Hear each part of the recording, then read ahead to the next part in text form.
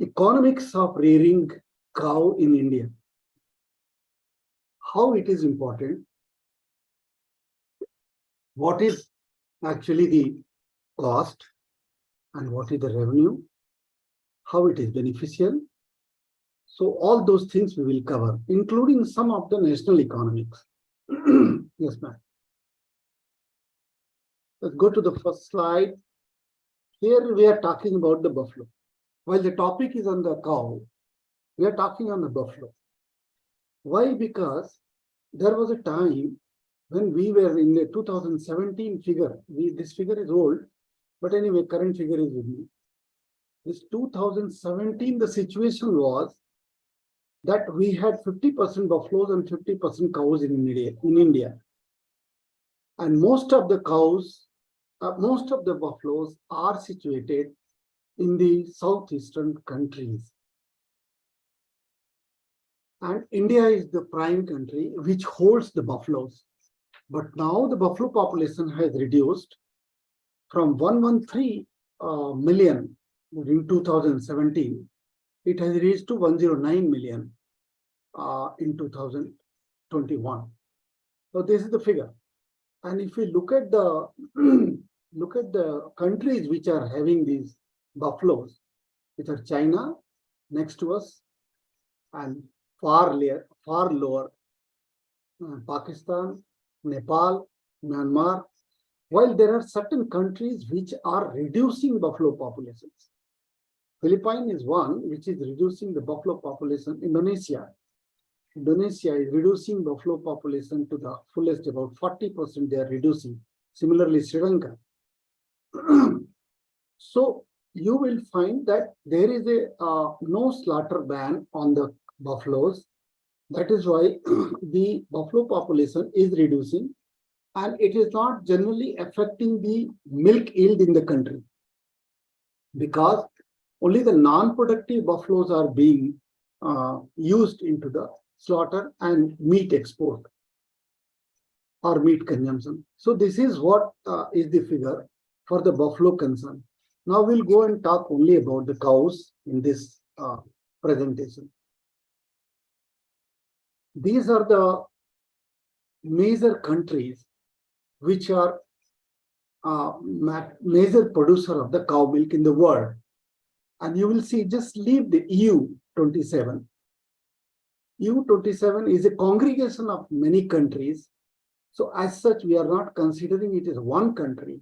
So it will not come into the comparison. But yes, USA, India, China, Russia. So you will see, while India is the highest milk producer in the world, India is the second milk producer in the world for the cow milk is concerned. And it is going hand in hand with the USA. And after some time, you will find that India will be almost equal, or India will be maybe surpassing the USA cow milk production. And it will happen. There is a reason behind that. My next topic, which will be in the February, on 3rd of February, I'm talking on the global warming and how to reduce the methane emission from the dairy farming. So there this will be covered, that why I'm telling that India will surpass USA while when we are talking about the cow milk production at the world level. So we will be at that time, maybe it may take about 2 to 5 years, that we will be the world leader in the cow milk production as well. And we are world leader in the milk production in the world. Here onward, we are talking about the economics of what is the economics and how it is added to the national GDP. You will see in this slide that the orange color, orange colors indicates the livestock contribution to the GDP, Indian GDP, and the blue one is for the milk, which is contributing to the GDP. And you will find that in 1920, we have reached to the level of about 12.6 lakh crores, which the livestock is giving a contribution to the national GDP, where the milk alone is giving 8.39 lakh crores rupees. And this is figure of 1920. So look at how we are growing. As our economy is growing, the GDP contribution of livestock has never stopped. It is growing day by day, year by year, and so as the milk. So you will see we will be about somewhere about 75%, 70 to 75% contributing in the livestock population, which is a part of the GDP, of national GDP. Livestock population is a part of the agricultural GDP of the nation, which is about 4% only for the national GDP, while the livestock contributes about 60% of the agricultural GDP. And out of that, we are having this figure. And a time will come that you will see with the figure that mostly the milk is increasing at a higher rate while the agriculture. And that is how we are expecting that this gap between the agriculture, the livestock, and in the milk will be reduced year by year. But currently, yes, 8.4 lakh crore is coming from milk to the GDP. This denotes the per animal per day production. This is the averaging of entire country animals.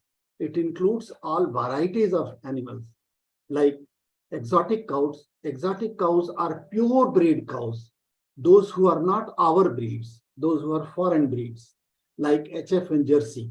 If they are pure breeds, 100% pure, so their average yield per day is 9.15 liters, 9.15 kg per day.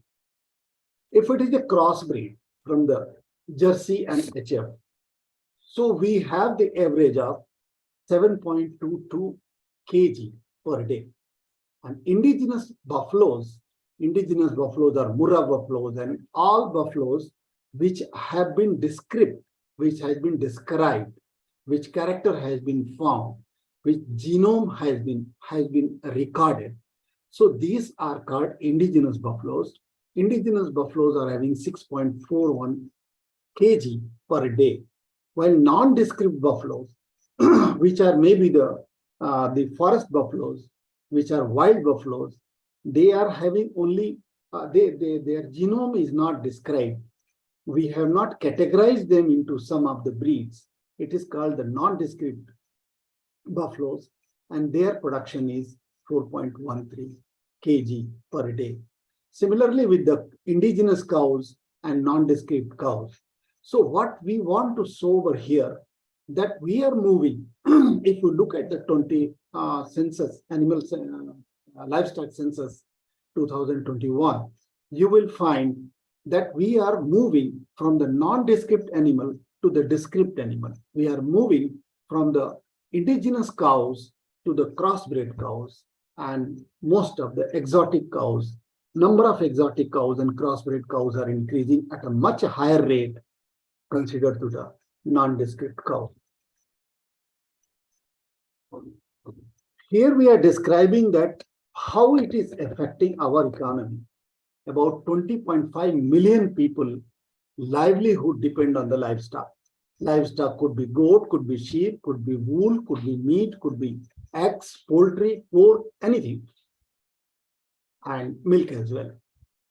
And this is the livelihood for 2/3 of rural community, and then it provides the employment to the 8.8% of the population of the country. And livestock sector contributes 4.11 in the national GDP, while 25.6% to the agriculture GDP. So this is how our position, livestock position in the country.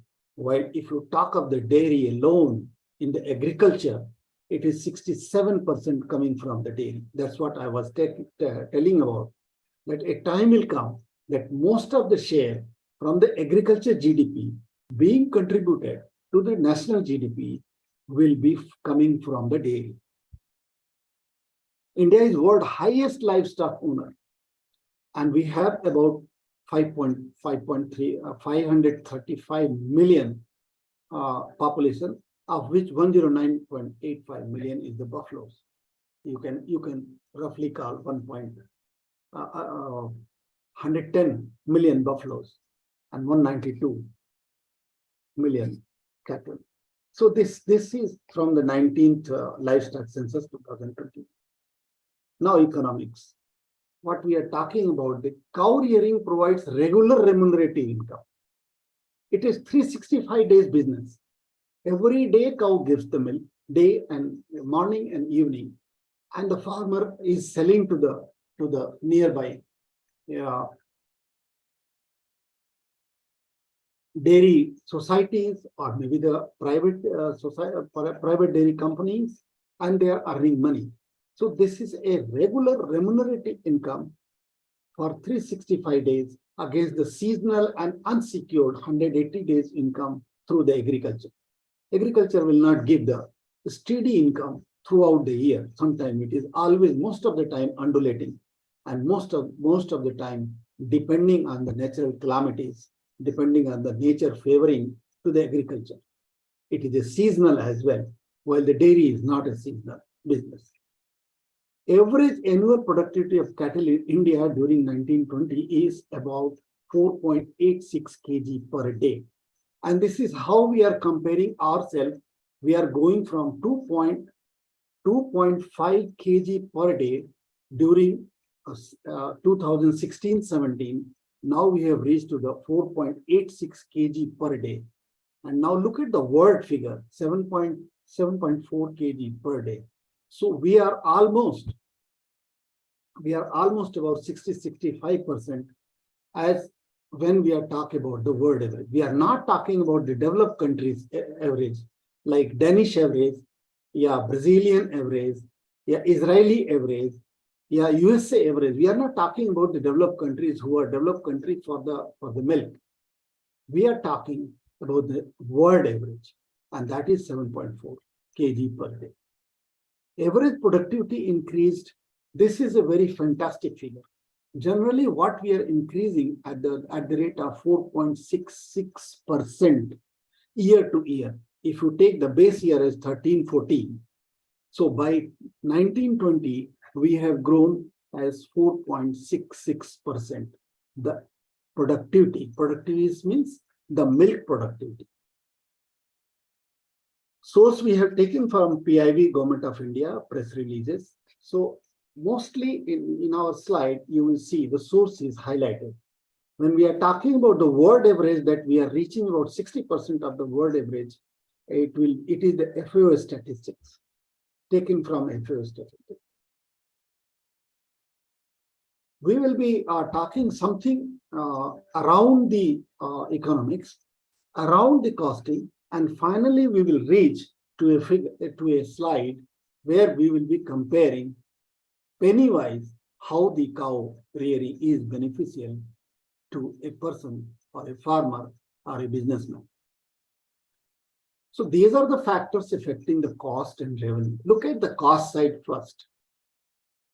I hope I'm clear and I'm audible to the people. Ma'am, is it okay? Hello? Hello? Okay. Hello? Hello?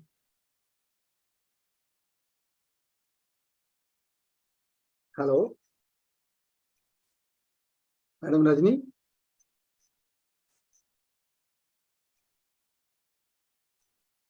Okay.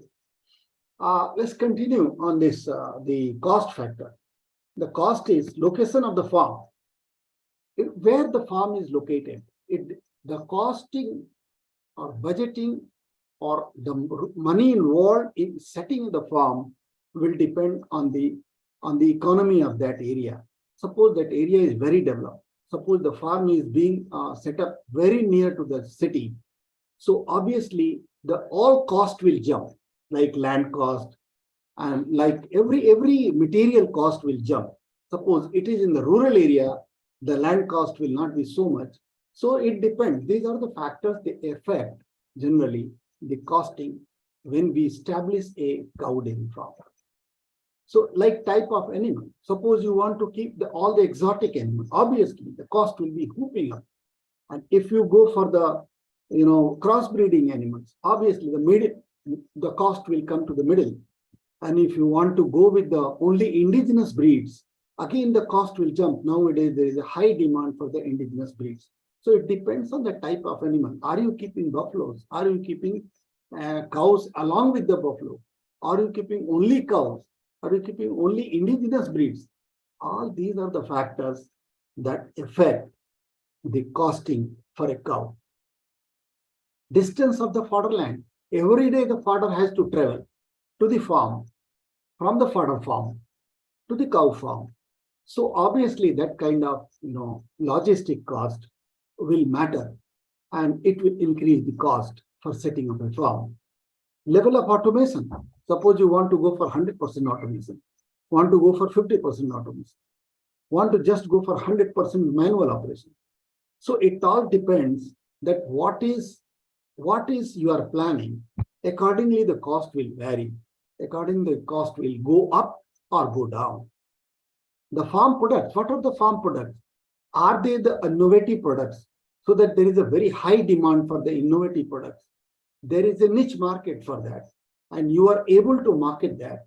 So that depends on that how much you will be able to produce, how much you will be able to sell, and accordingly it will affect the revenue as well. So look at the revenue side. Suppose the market type. What kind of market? It is a elite market. It is a general market. What are the products already in the market? Your product is matching with that, or your product is a unique product. You have a USP. So all these things matter when we are going to establish a dairy farm and we are going to do the dairy business. Similarly, cost center management. The logistic management. Suppose your market is too far, so your logistic management is going to be very serious, and it is going to eat up your money. So cost center, management is important. Which are my cost centers? Where I am losing, where I am gaining. If we are able to manage that, so obviously our cost will, our revenue will be more, and as well as the margin will increase. Animal management, very important. Are you losing the animal? The animals are healthy or not? Are you losing, or they are going very well? So all these things matters. How much you are stocking the feed and fodder? Is it you are stocking at the time when these are available? And own manufacturing, is it your own manufacturing, or you are buying from the market? If you are buying from the market, you are going to pay high. So all these things, do you have an efficient plant? Do you have an efficient machinery to manage your value-added dairy products? So all these things are the factors which affect the costing when we go for the dairy. These are the assumptions. Generally, when we talk to our clients, generally they have varied assumptions. Somebody will say, sir, I will be doing only in the temporary shade. I'm not going to tie the animal under any shade. There will be temporary shade available. If the animal want to go to that, it's okay. Otherwise, I'm not going to do. I will be doing on the thatch shed. So it is your suit way, correct. But ultimately, the animal comfort is most important. If the animal is comfortable, animal is going to yield the milk. If animal is under stress, it could be heat stress, it could be cold stress. Any stress will reduce the milk production. Milk production is a kind of regular, normal, physiological activity, and that will be affected by any of the stress. As in our life also, our productivity, our activity, our performance is affected when we are somewhere into the stress. Good shade, I will be having good shade. I'll be having POF. I'll having asbestos. roofing, fiber sheet roofing, all kind of things. These are our assumptions. Generally, people come with these kind of ideas, but they have to derive a middle way, looking to their resources, looking to their interests, looking to their where they want to go. How do they want to look into the market if they come to the dairy business or farm business? I want to keep only cows, not the heifers. Heifers I'll be selling, or I'll be buying 50% cows and 50% heifers. I'll be making these heifers as a cow and we'll do the dairy. So all these assumptions, I'll be buying pregnant, undelivered cow. They're very, very cheap. The moment the cow delivers, the cost jumps manifold. Suppose a cow delivered recently having a female calf under it. So it will be costing not less than 70,000 rupees if it is yielding about 15 to 16 liter or 20 liter of milk. If it is not delivered, the same cow will be costing about 55,000 rupees because it is not calved. Nobody knows whether it is female or male calf is coming. So we have to make our strategies, what we are going to have, how we are going to, which are our selection, which are our criteria for assumptions, what are our assumptions, should we modify our assumptions looking to this. Assumptions are further continued, which affect the cost is the keep mix of the cow and buffalo. Have only indigenous cows. That's what we discussed. Manufacturing feed and cultivating fodder. I'll be doing. No, I will not be doing. I'll be getting from the market. I don't have the fodder land. So cost will vary a lot into this. And once the cost increases, your revenue obviously is going to be affected. Have trained my own person for first aid and AI.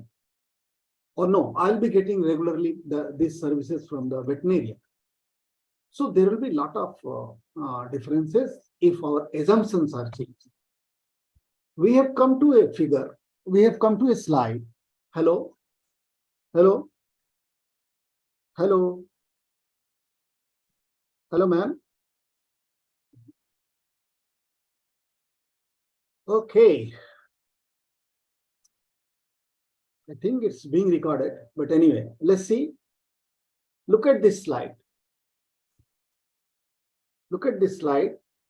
And here we are talking about, we have taken example of taking one single cow and how much we are getting from a single cow. So that's what I'll be explaining.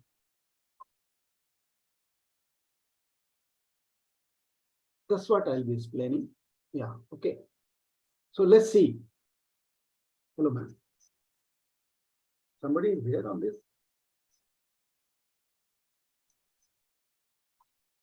Okay, fine. So this slide is very important. This slide will show you that why a cow rearing is beneficial, how it is beneficial. We have considered here that a calf is born today and it is a female calf. So for 1 year, we have kept about 7,200 rupees at the rate of 40 rupees per day for 180 days. We have considered that it will be a kind of, we'll be taking this till 1 year, it will be costing about 7,200 rupees. Then from 1 year to 2.5 years, till it becomes mature, till it comes into heat, till it gets pregnant. So that time, from 1 to 2.5 years, is 1.5 years, we have to feed this animal. So we have calculated feed, fodder, labor, and miscellaneous, and it comes to about 25,505 rupees for 545 days, which is 1.5 year, means 365 days and plus 180 days. So that is how we have arrived that for 1 year, it was a calf. Either it has been born in my place or I have just bought a calf. So it will be about 3,000, 4,000 rupees, you can get a calf for a less than a month. And if you continue for 1 year, about 7,200 rupees, you will be incurring on the feeding of this calf or rearing of this calf. Then comes for this second, this one, that is from more than 1 year and up to 2.5 years, till it comes into heat, get pregnant. So that is about 25,505 rupees. So first lactation. Now it has got pregnant and the calf is born. Calf is born at the age of 2.5 years. Generally in the crossbreeding, 24 months is the age of maturity. And we have taken 30 months just for that okay, by that time it will be calving. So we have considered that the cost will be, for this section, the third section, the cost will be 88,395. Then you come, calculate the total. For the first lactation, what is the cost? You take 7,200 rupees, add 25,500 rupees, and then add 88,395. So you get a figure of 1,21,100. Then you take the cost of 5 lactations. What we have considered here, the cow is going to give the milk only for 6 lactations. That is what we have considered. This is our assumption. So for 6 lactation, the total cost comes about 5,63,075 rupees. This 5,63,000 rupees we have earned as a cost. We have spent, invested as a cost. Now miscellaneous also we add on this something, and interest on the fixed asset.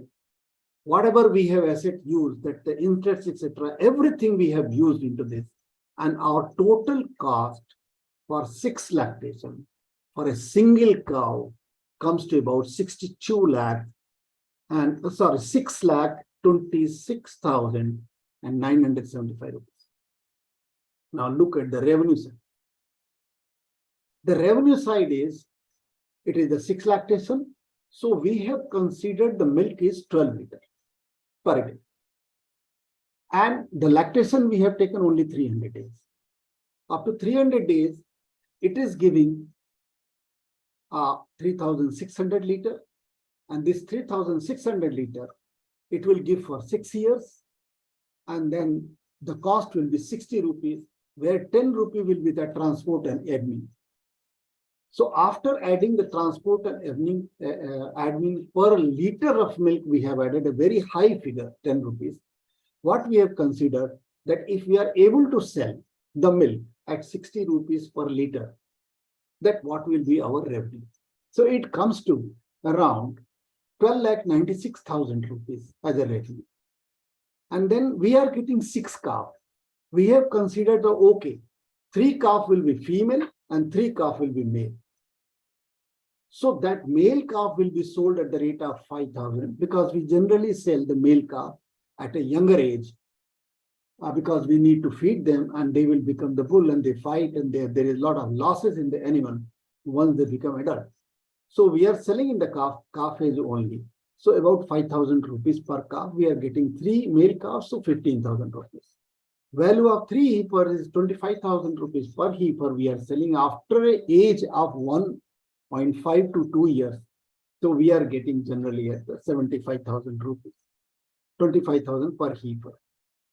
And then compost, etc., we have also calculated that how many trolleys of compost will be available as per the dung availability, and how what will be the fodder silage. Suppose we are having, we are cultivating the fodder, so how much we would be able to sell. We have taken a bare minimum figure, and it comes to about, the total revenue comes to about 19 lakh rupees. Suppose this 19 lakh rupees is the revenue, and the cost is about 6,26,000 rupees. So what is the balance, that is the margin, and that margin is about 12,73,225, and this figure is for the 6 lactations. Let us calculate for single lactation. Single lactation, it comes to 2,12,204 rupees. Here we can see the revenue from milk is about 68%, and revenue from other farm item is 31%. So this is how the calculation is made, and finally we are arriving at a figure is 17,684 per month. The cow will give you a revenue after deducting all the costs. Even we have taken the cost on the fixed asset. Even we have taken the miscellaneous cost and administration cost. All those things we have taken, and that comes to about 17,600 rupees, 17,700 rupees. The cow will be giving per month. So this is how we say the rearing cow is beneficial. Many a time people call us and ask us, suppose, sir, I want to go for 20 cow farm. What will be my cost? 30 cow, what will be my? So we have calculated for 30 animal, and the cost comes about 33 lakh rupees for the capital cost. And we have calculated for the recurring plus fixed plus working capital cost, it comes to about 10.09 lakhs. So if you add both the things, you are getting about 43 lakh rupees as the requirement for the capital cost, for the recurring cost, and for the fixed cost and working capital cost.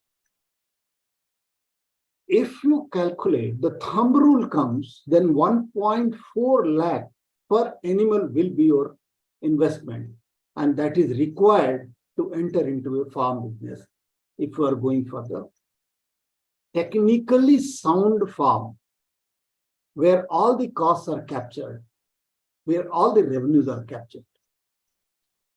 So this is what my presentation is, and I wanted to sum up. While summing up, we have discussed today that livestock is very important because it is covering our rural population, 2/3 of the rural population of India, and we cannot take any decision where there is any damage or any reduction or any kind of setback to the livestock of our country. And that is the reason India has recently refused signing the methane pledge, and it has very clearly said it is going to affect the vast population of India. So we have to reconsider on that. So which country is the highest cow milk producer? We have discussed that currently US, but tomorrow we will be surpassing US because our rate of increase for the cow milk production is more compared to the other countries. So we'll be jumping up. We either will be equal to the US or will be becoming more. Contribution of milk in GDP, we have seen that how we are contributing. About 8.5 lakh crores is coming from the milk only in the Indian economy. And factors affecting the cost and revenue that we have discussed at length, that unless you decide your assumptions and factors, you will be always into up and down situation while calculating the budget for setting up a farm or dairy business. What is the lump sum cost? That also we have shown that it will be 1.4 lakh per animal. Suppose you want to go for 30 animal, you multiply for 1.4 lakh. Earlier it was 1.2 lakh. Till 17, the figure was coming about 1.2 lakh, 1.25 lakh. Now it has reached to 1.4 lakh. So that much you have to multiply, and you can see that that is the revenue, that is the money involved for setting up a technically sound and animal comfortable farm business. And why should we opt for rearing a cow of India? That I have already calculated, and we have shown you in this figure that about 18,000 rupees per month a cow will provide you. And this is how. If any queries are there, I would love to answer those queries.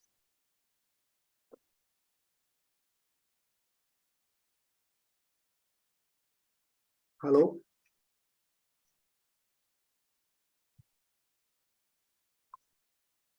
Hello, ma'am.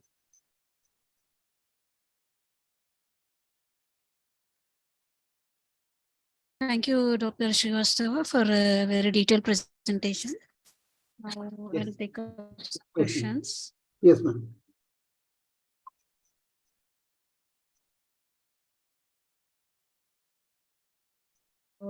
The first question is, what affected the costing? What affects the costing of cow rearing? Yeah, our assumptions and many other things. Assumption is one that what I want. Means I will go like this. That is my assumption. Somebody else's assumption will be different. Like I'll be not having a pakka floor. Others will say, no, I'm not going to have a shade. No, I'm going only for the indigenous cows. So these are all our preferences that makes our assumption. Another thing, that where this farm is located, it's not in my hand. Suppose my farm is located very near to a developed city, like near Bangalore. So your cost will be whooping for the land cost, for the material cost, for the labor cost, for vehicle cost, everything.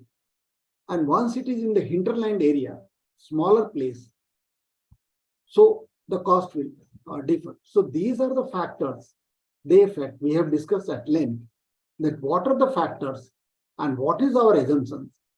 Sometimes clients come in with a lot of fantasy. So 100% automated farm I want to open for 30 animals. Even manual farm will not be positive in 20-30 animals unless you are very cautious and very business minded person. You will not be able, unless you capture all the revenues and all the costs, you will not be into the profit. How can a total automated system will work in 30 animals? So sometimes our assumptions really put a setback on our this thing, total revenue or total cost or total investment. So these are the factors which we have discussed recently. You can show the slide again once. These are the assumptions. Because people's fantasy is different. They want this kind of, I want my farm to look like a picnic spot. Okay, fine. You are going to join with the humans with the animal. Animal will not be comfortable. But it's your choice. But you are going to make a loss. So these are the assumptions which we discussed. And these are the factors which we discussed which affect the cost and affect the revenue. Yes, ma'am?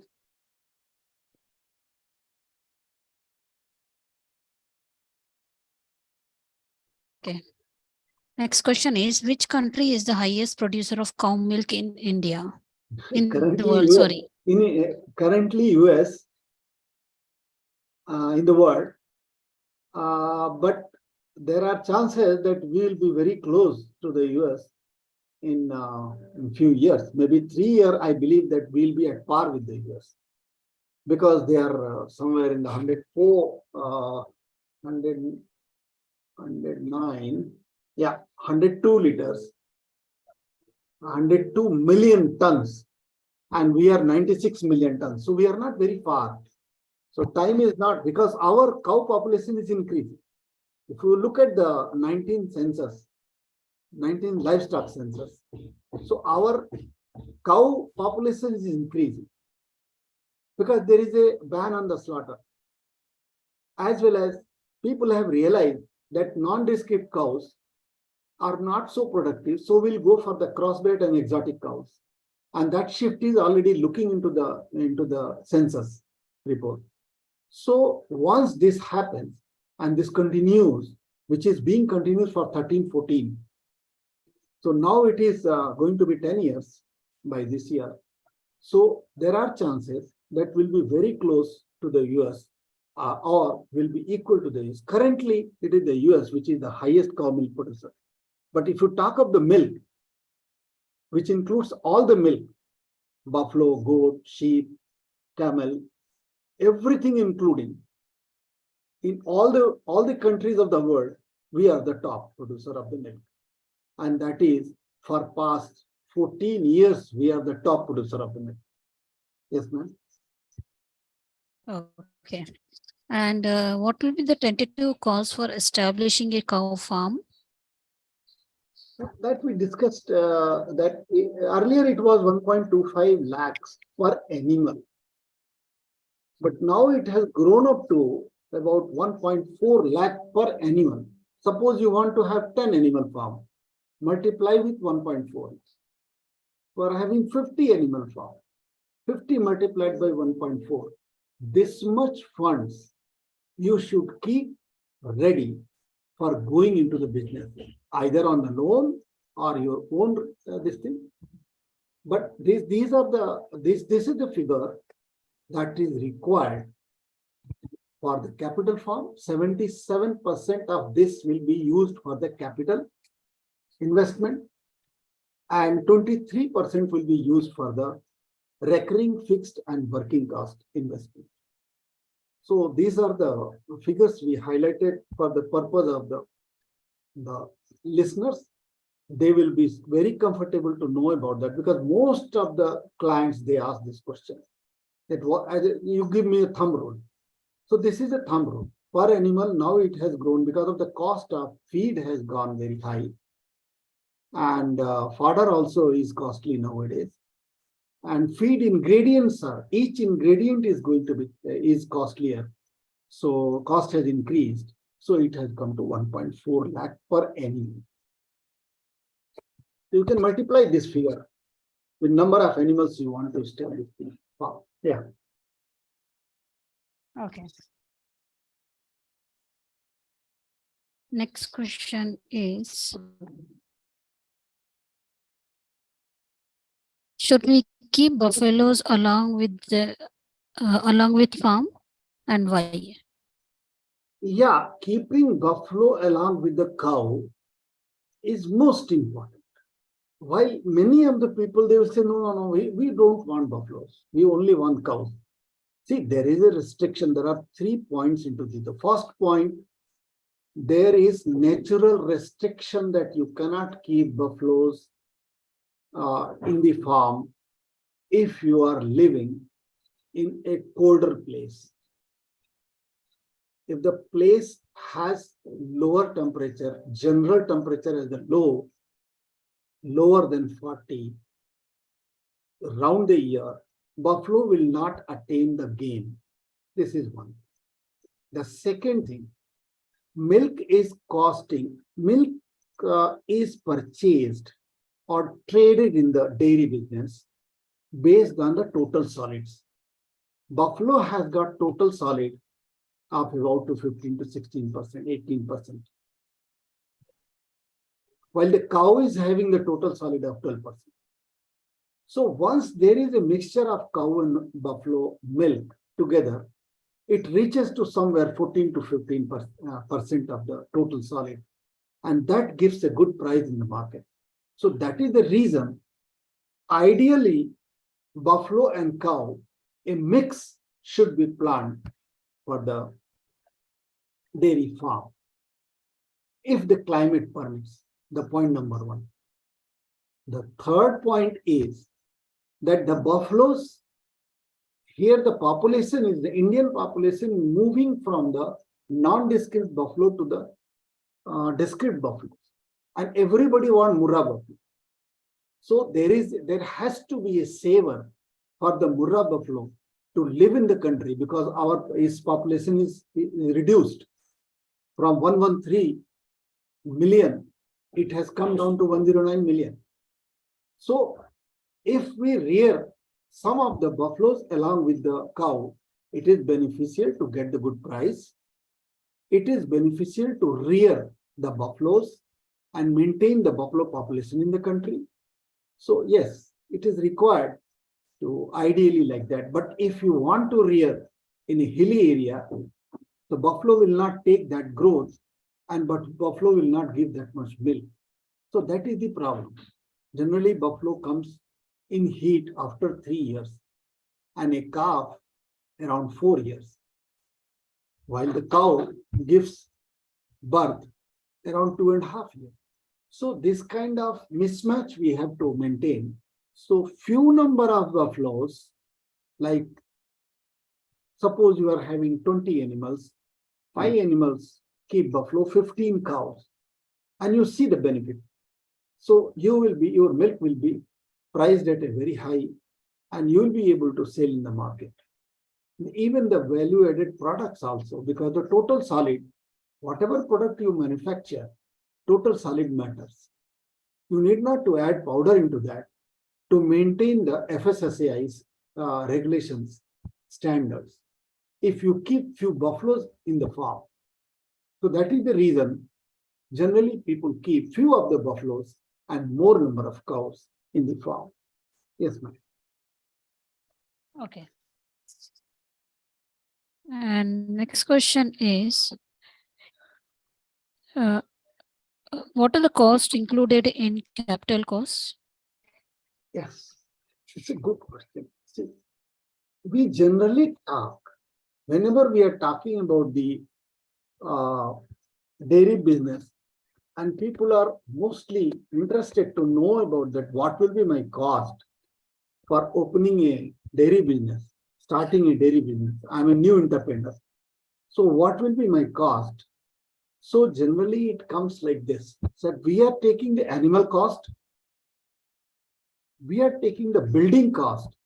Animal cost also generally, if you are going to having a mixed match of adult cows as well as heifers, heifers are the boons, I tell you. If a dairy business person starts with the heifer, he will grow little slower. But whatever cow he will get from the farm, from these heifers, after rearing them for 1 year or 1.5 years, they will be the perfect cows. They will have good genitalia developed, and they will have good milk production capacity. Very high immunity for the diseases. So if you are going with the farm developed heifers, those cows are always better than taken from the farmers, because farmer may not be feeding a balanced diet.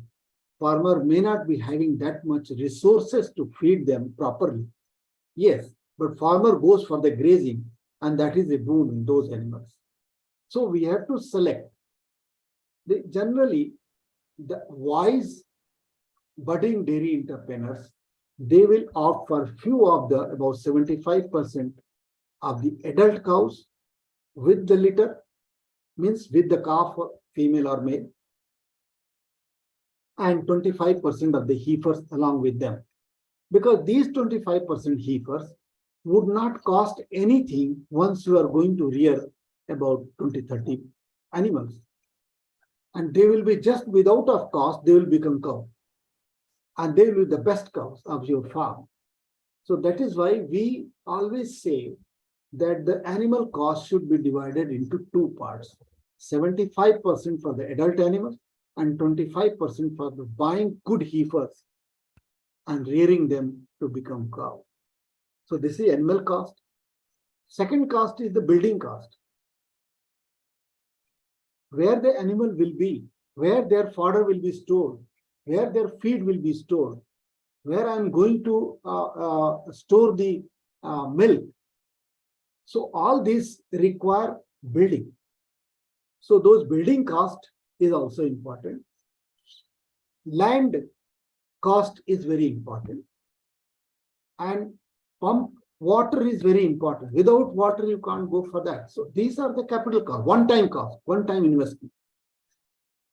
Suppose why they are capital costs? Because it is the one time, at the time of establishing this thing, these are required. Later on, the recurring cost takes care of that. Other things, running the farm, electric connection. You need to have a transformer, you need to have a power connection, you need to have a DG set, you need to have certain equipment initially only, like milking equipment, like the hose pump, like the pressure pump, and the hose pipe, even the motor for cleaning the shed and all those things. So water connection, power connection, building, animals cost, and the fodder storage, most important. Either you go for the silage making, you go for the ingredients storing. See, agriculture is a seasonal thing. Suppose you want to buy the maize for the farm, for manufacturing the cattle feed, you should buy at the time when the maize is being harvested. The cost will be lowest at that time. If you want to buy in a season when the harvesting is a very long process, because it has just started. The corn has just started growing. So that time the cost will be too high. So generally the farm owner, they stock the these kind of ingredients of the cattle feed to make their cost low. So storage is important. Like that we call it inventory. You should keep some inventory at least for the 3 months for feeding the cows. So these are the costs which we call as a capital cost. Yes, ma'am. Okay. Next question is, Yeah.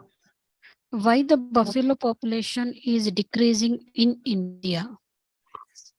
Buffalo population is decreasing in India because of our own policies.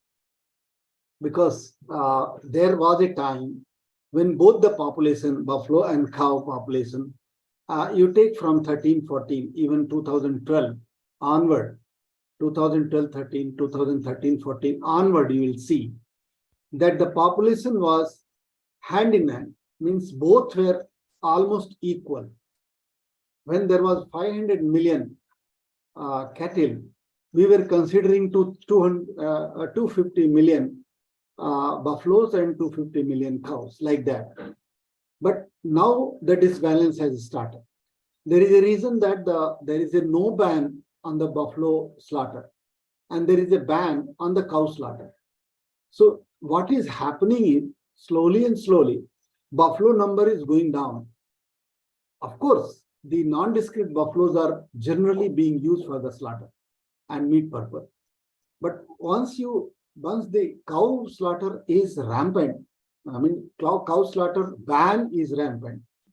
Most of the states are following that, the government decision, central government decision, that we will not slaughter our cows. They are our worshipping animals. So obviously, this kind of disbalance will come, and it is going on, and it is showing now. After this 2021 figure, we are getting it that yes, the number of buffaloes are reducing and number of cows are increasing. So purpose is, the reason is two. One is the slaughter is not banned on the buffaloes. Another is that slaughter is completely banned on the cows. So that's the reason it's being, And another reason for this is, most of the time, the farmer want to keep discrete buffaloes, the Murrah buffaloes, the Siroi buffaloes, the Mehsani buffaloes. Those breeds are already, which are described. Their character is described. Their milk yield is described. So they want to keep these buffaloes, and non-discrete buffaloes goes for the beef purpose. Yes. Okay. Next question is, which is the best cow to rear? Yes. The air is blowing towards the indigenous cows. Somebody has told that there is a A2 milk, there is a A1 milk. So now everybody is running behind the A2 milk, and there is another word very popular nowadays. It is called the organic milk. Okay, now. So it's a God gift that indigenous breeds have got A2 milk. Madam, A2 denotes some protein which is present in indigenous cows, which is not present in the foreign cows. So this A2, this protein is immunogenic protein. It provides some kind of support for fighting the diseases. And that is how this A2 word came. How it came, A2. When the nomenclature comes, the word country, they sit together and they decide which one will be A1 and A2. Since there is a majority of countries, they are rearing cows, they don't have buffaloes. The slide I showed in the beginning, that it's only the Southeast Asian countries, they are only having the buffaloes. So all the Western countries, developed countries, European countries, they would not know about the benefit about the buffalo. So they are only having the cows. Their all data is dependent only on cow. So obviously, when the time came for nomenclature for A1 milk and A2 milk, considering that protein part, which is present in the indigenous cows, so they named for this kind of milk, as it is a lower number, lesser number, as A2. Otherwise, this could have been the A1 if the benefit is concerned. But anyway, it depends on the word forum who decides the nomenclature. So that is how the A2 was given, and now because of A2, there is a full swing. The Gir cow, which was originated from the Gir forest, right? And it was reared all over the Gujarat and that area, Maharashtra area. And now it is, it was selling about 40,000 rupees per cow. This I'm talking about 2010, 2009. Maybe between 5 to 10, you can consider about 30,000 cow is now selling about 1 lakh. Just because their milk is A2 milk. Look at the ghee. The ghee from the crossbreed is selling about 600 to 800 rupees, while the ghee from Gir, Sahiwal, Red Sindhi, Tharparkar, Angol is selling about 1,600 to 2,000 rupees a kg. So there is a thinking shift that we will get the A2. And there was an advertisement, some company was advertising that we are selling A2 ghee. It was banned. He was penalized. I will not name. The reason was ghee doesn't have any protein. 99.9% is a fat. It's called clarified butter. So all protein has been removed. But he was selling A2 ghee. There is no A2 ghee. It cannot be because it's related with the protein, not with the fat.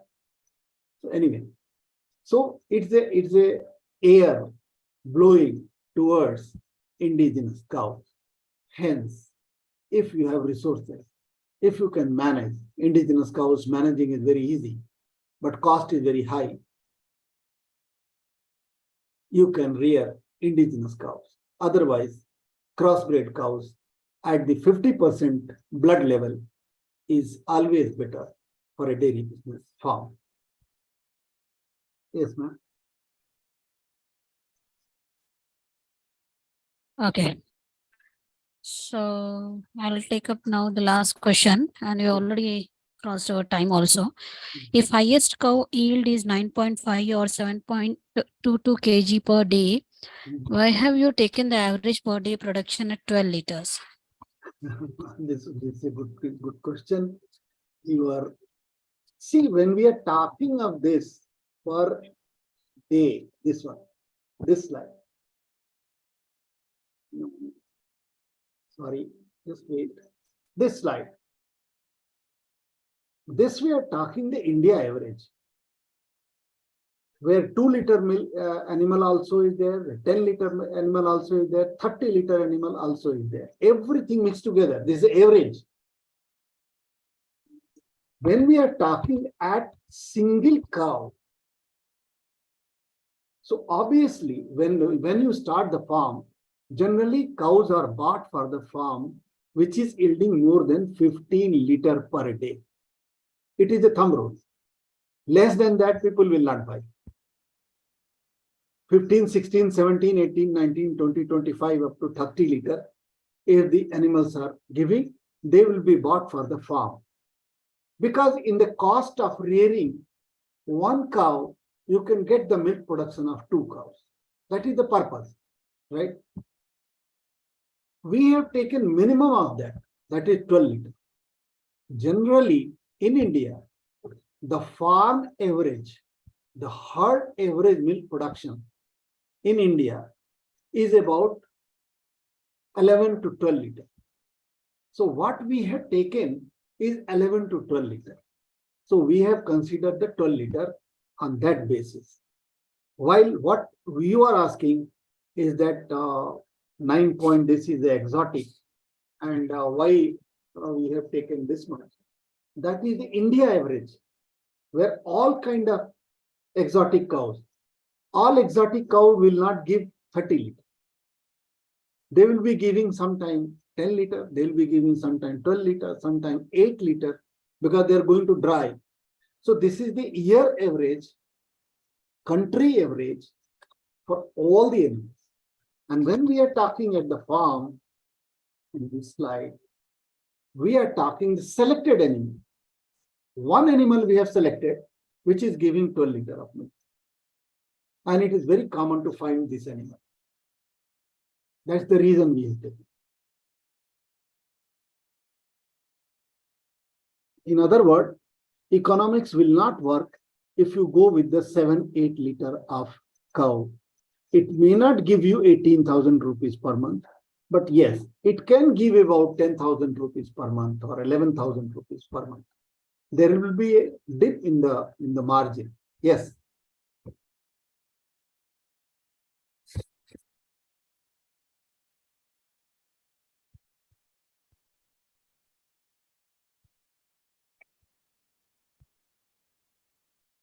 Yes, ma'am. Yeah. Okay, Mr. Shrivastava, I don't see any more questions from our participants. So now we have come to end of question round. On behalf of agricultureinformation.com, I like to thank you for a very detailed presentation and answering all the questions in depth. And we also like to thank all the participants for joining this meeting. The meeting will now be closed. Thank you, ma'am. Thank you very much, ma'am. Thank you. You are most welcome. Thank you.